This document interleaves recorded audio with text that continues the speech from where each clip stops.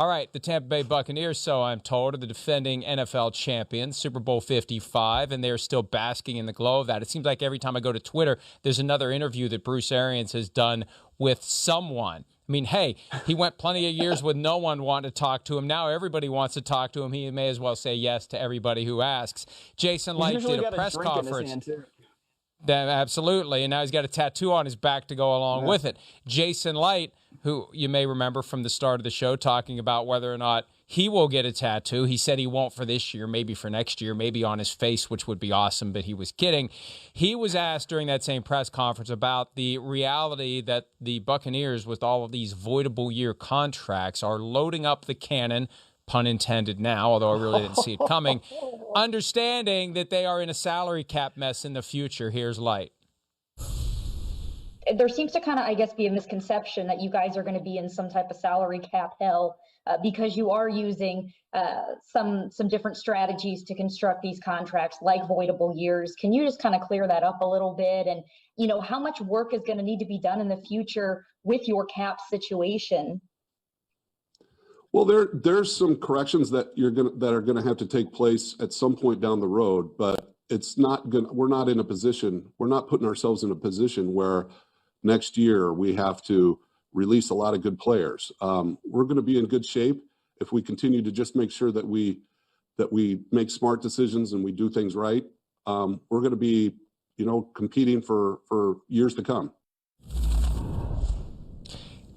Look, you can say that, but the truth is they're going all in. They went all in last year and they won the Super Bowl. They're going all in again this year and they won the Super Bowl. There will be a reckoning. When Tom Brady leaves, they're going to have a problem. And I know Bruce Arians said earlier this week they don't rule out drafting a quarterback at number 32. And one of the things that Light also said, Myles, they do have the luxury this year in the draft because they're bringing back all 22 starters. They don't need to go out and get somebody to plug in that's going to be a difference maker. They can work on development for the future, but this team is going all in for the second straight year. It worked last year. They're going all in again.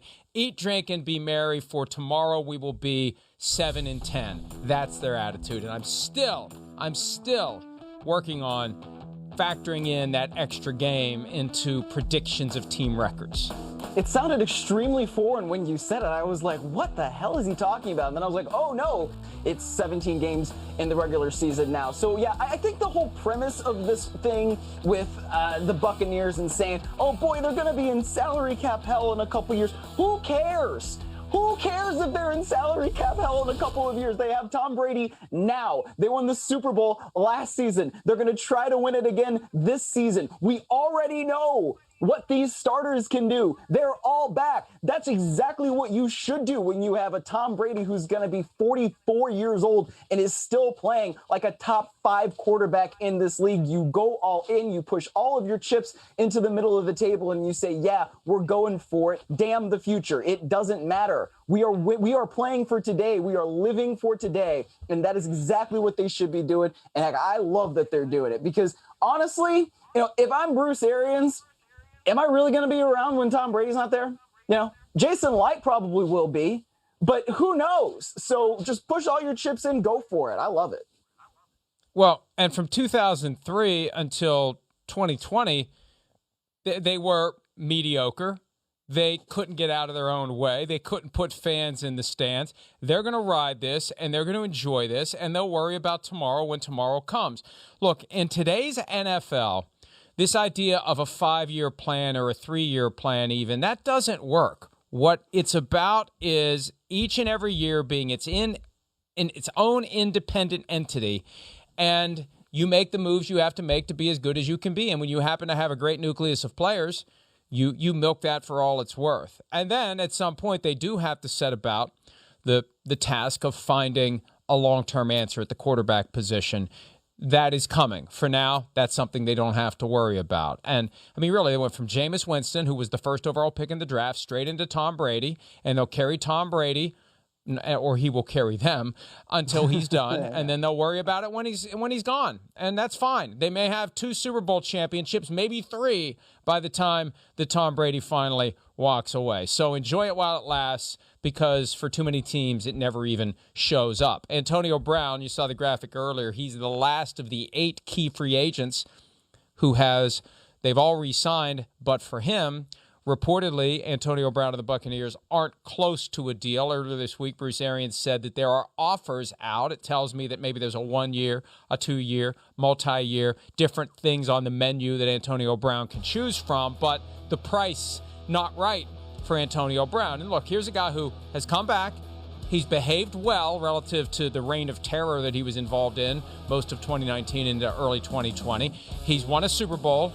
He's still buried on the depth chart behind Mike Evans and Chris Godwin. They're paying Godwin franchise tag money. I think Antonio Brown legitimately and reasonably wants to get paid and maybe wants to be somewhere where he will play, and he's probably waiting at this point for someone to come along and offer something more than what the Buccaneers have put on the table.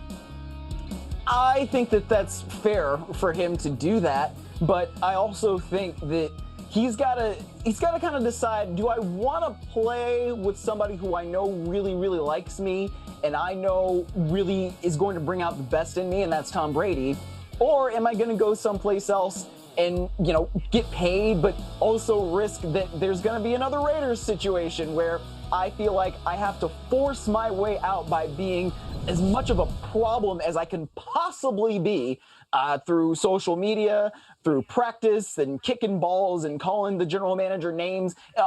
I don't know what kind of balance he wants to strike there. I think figuring that out is going to be the biggest thing for Antonio Brown. It's really, what do you want? Now, I know we've heard that Russell Wilson has been pushing for him to land in Seattle. I think that would be an interesting fit, if nothing else. But yeah, I don't know. I think for everybody's sake, and maybe not everybody, I don't know. I just feel like he was such a good fit for what they were doing in Tampa Bay, especially because Tom Brady will always vouch for that guy, apparently. I don't know if there's a better option for him professionally, and not necessarily making money, but just in a professional situation, in a professional setting, than remaining in Tampa Bay. Well, the problem is he needs to be somewhere where there will be someone who can speak to his better angels the way that Tom Brady did and the way that Mike Tomlin used to do during all those years where we didn't know the kind of hell he was raising behind the scenes and the double standard that applied to him, and him showing up late to the stadium, having his own off-campus rental house when everyone else is sleeping in dorm rooms at St. Vincent College in Latrobe, Pennsylvania. All the things they did to keep him happy when he was full-blown diva in Pittsburgh, and nobody said boo about it until the walls started to crumble around 2018 and throughout that season. I remember when the problem first started, he landed on the radar screen because someone was doing an article about Antonio Brown and some off-field things, and he said something to the writer or threatened to hit the writer or something like that. It's like, wait a minute. We all thought Antonio Brown, was a model citizen and never in any trouble, and then it just kind of all fell apart. They need somebody who can get him in the mindset he's been in recently and that he used to be in Pittsburgh, and I don't know how many teams out there fall into that. And Myles, another thing too, I mentioned this recently either on PFT Live or PFTPM, and we were up against a hard out, and I really didn't get a chance to explain it the way I wanted to. He has the lingering lawsuit for sexual assault and rape. It's due to go to trial in December of this year.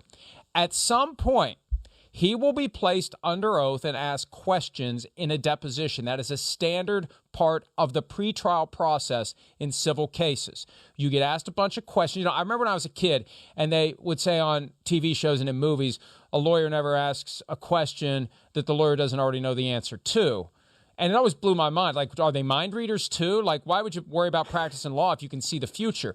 But the reality is, you know everything there is to know about the case ahead of time before you go to trial because you've taken the deposition testimony and asked every question that you possibly could from that witness. And I say that because the lawsuit that Antonio Brown was involved in for throwing a bunch of furniture out of the window at a luxury apartment in Miami and trashing the place, he was as bad as I've ever seen any witness be at his deposition. Belligerent, hostile, evasive. It was so bad they made him go back again. And the second one was so bad, and combined with all of the other activity that he engaged in connection with the case, he lost by forfeit. That's how bad he was. And I say all that because even though his trial doesn't come until December and could get continued, at some point between now and September, he's likely to be placed under oath. And if he behaves in this setting, the way he behaved in the other setting, you're going to have a problem if you're Antonio Brown's NFL employer. And once that transcript gets out, once that video gets out, once the league catches wind of it, things could change, and his availability may change, and then you always have to worry about the commissioner exempt list, and you may be paying a guy to not play for you. I think that the people who understand how the legal system works, and I would say most, if not all teams, understand because they got lawyers on staff to explain this to them, they realize there's risk in having real money tied up in Antonio Brown because depending upon how that deposition goes, he may not be available to anyone this season, Myles. Yeah, and I think that when you put it like that, it almost makes me think, well, is that why he's still on the market? Because people will have to understand and realize that if something like this were to happen, right, where the deposition happens and then the deposition comes out and it turns out that Antonio Brown has reverted back to his former self and, not applied the better angels that have been in his ear, that could really be a problem. It could at the very least, it could be a PR problem for a team, and at the most, it could be a field problem, an on-field problem, because they're not going to be able to have Antonio Brown available to them. So I think that should be in the minds of teams right now as they're going through free agency. Should be in the Buccaneers' mind, frankly, as they're going through their process too. But I think if any team probably knows where he's at this point in this moment in time, it's the Buccaneers. So that may or may not make them more comfortable with the situation, Mike. Yeah, and look, they really don't need him. I hate to say that, but they don't need him. They don't. They don't. They have Mike Evans, they have Chris Godwin, they have Tyler Johnson, they have Scotty Miller. They do not need Antonio Brown, and they could go draft a guy in round 4 or 5 who could come in and be just like Tyler Johnson was and be ready to go. All right. Hi, I'm Mike Tirico, and thanks for watching. Make sure to hit subscribe for the latest news and highlights from NBC Sports.